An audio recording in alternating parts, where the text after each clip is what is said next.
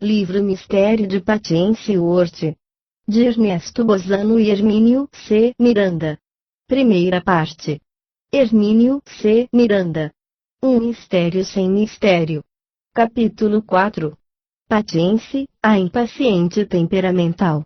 Para continuar nossa conversa, se tão pouco sabemos da vida, das vidas, diria eu, de Patience Worth, é possível traçar um perfil razoavelmente nítido do temperamento da curiosa entidade. Revelou-se ela dotada de uma forte e afirmativa personalidade, consciente de suas responsabilidades, positiva e de uma franqueza que raiava a rudeza e, em alguns casos, pouco se distanciava da grosseria. Se entendesse que alguém era ou se fazia de imbecil, ela empregava o termo correto. Burro. Às vezes, observações bem-humoradas eram elaboradas em palavras mais civilizadas, em tom fraterno e tolerante. São numerosos os exemplos. Logo no início, na primeira sessão semanal em seguida àquele na qual ela se anunciara, escreveu na prancheta: "Esteja em paz, coração cansado. Deixe somente a luz do sol iluminar o santuário interior. Um raio apenas se filtrará e aquecerá tua gelada alma." Página 30. Litvag, que consultou meticulosamente os 29 volumes da documentação do caso, oferece algumas amostras do sarcasmo de Patience Worth. Uma das coisas estimulantes sobre o caráter dela está no tom severo e às vezes cáustico de sua perspicácia. Não há nada de boazinha nela, que, com frequência, revela uma língua viperina. Uma de suas primeiras implicâncias foi com a mãe de Pierre Curran, a senhora Pollard, que, a seu ver, falava demais. Logo na sessão inicial de 8 de julho, ela despachou este petardo para a pobre senhora: "Você fala demais, quer fazer silêncio, sua feiticeira? Muito ruído para um só ganso. A coruja é silenciosa e, por isso, é tida por sábia.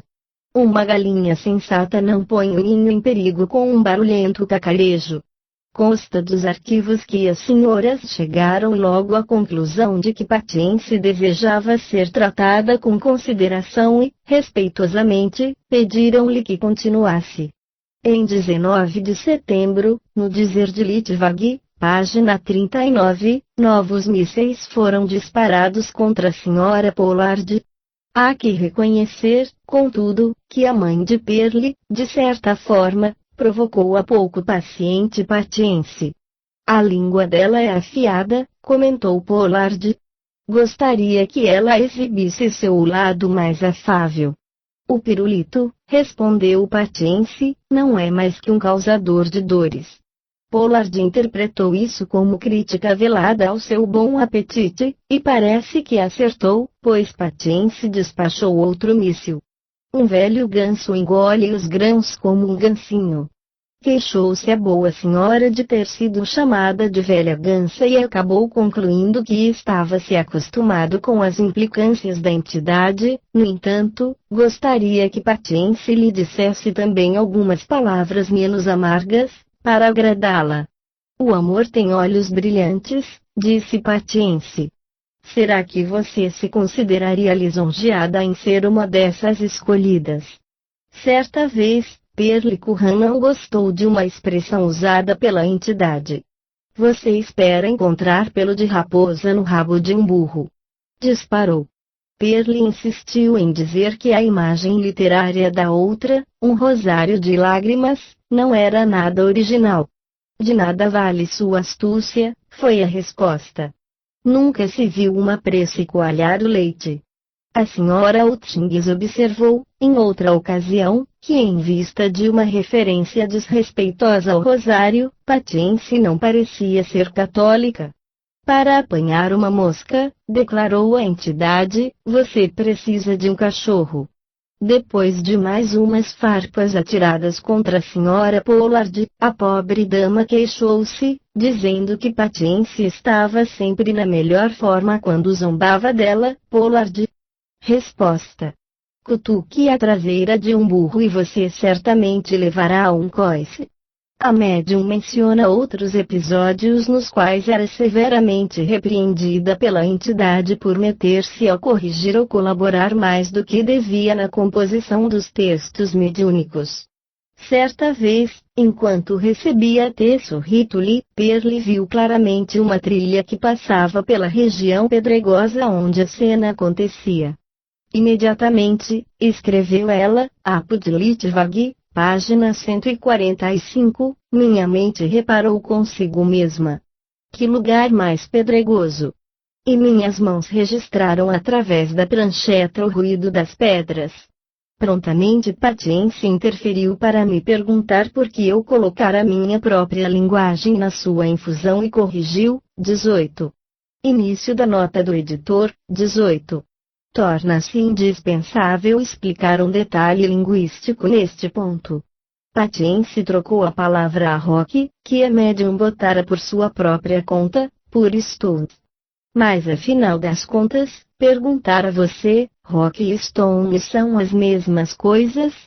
São e não são. O dicionário Michaelis ensina que rock quer dizer 1. Rocha, rochedo. 2. Penhasco, recife, escolho. 3.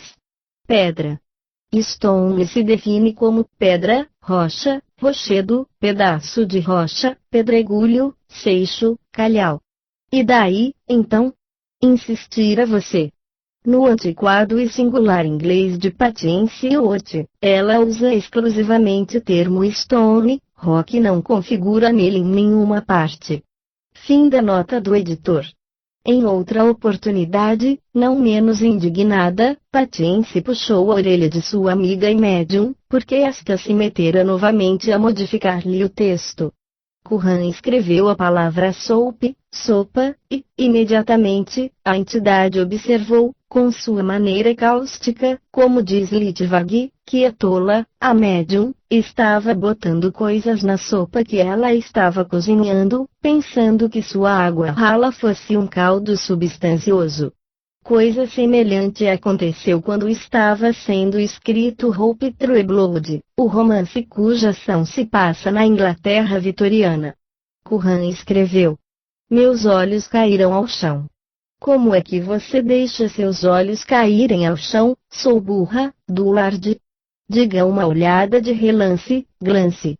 Suas mais agudas e certeiras flechadas, contudo, estavam reservadas para mais tarde, quando enfrentou os teimosos e pouco amáveis questionadores de sempre. O Dr. Morton Prince, por exemplo, era respeitada autoridade em medicina e psicologia, autor, aliás, de um clássico sobre personalidade múltipla, The Dissociation of a Personality, do qual me vali para escrever um capítulo de meu livro Condomínio Espiritual. Quando o cientista lhe perguntou, meio mal-humorado, por que não usava linguagem moderna, ela respondeu que, se o fizesse, iriam dizer que o texto era da própria Perli Curran. Da segunda vez que o Dr. Prince veio entrevistá-la, Patience disse, logo de início: e então? Aí está o velho. O Dr. Prince parecia ainda mais irritado do que da primeira vez e, a certa altura, despachou-lhe uma expressão um tanto inconveniente, Darne. Ela rebateu prontamente. Você disse uma palavra que, na minha época, seria imprópria para um cavalheiro. E como você diria, então? Dang, 19. Início da nota do editor, 19. Recordo ao Webster para ficar sabendo que o significado do termo era equivalente a dane, provavelmente mais apropriado para um cavalheiro, ou menos inconveniente. Aliás, o dicionário informa que a palavra foi usada efetivamente entre 1780 e 1790, o que data com precisão a enigmática personalidade de Patience Worth.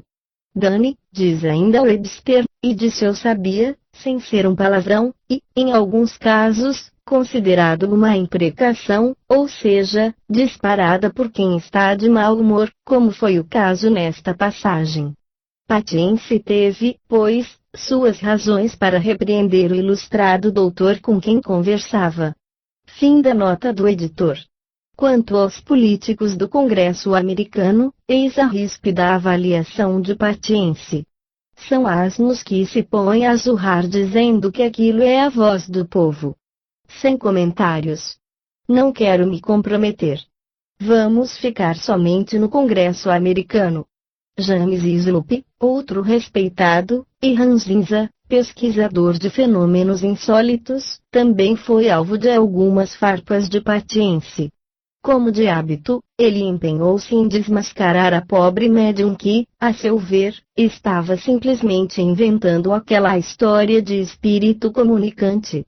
De outra vez, quando o grupo que frequentava regularmente as sessões em casa dos Curran manifestava explícita irritação contra Slope, Patience comentou: vocês ainda precisam aprender que jamais se viu um campo florido, verdejante e coberto de profunda e macia grama, sem que um asno se ponha a pastar nele.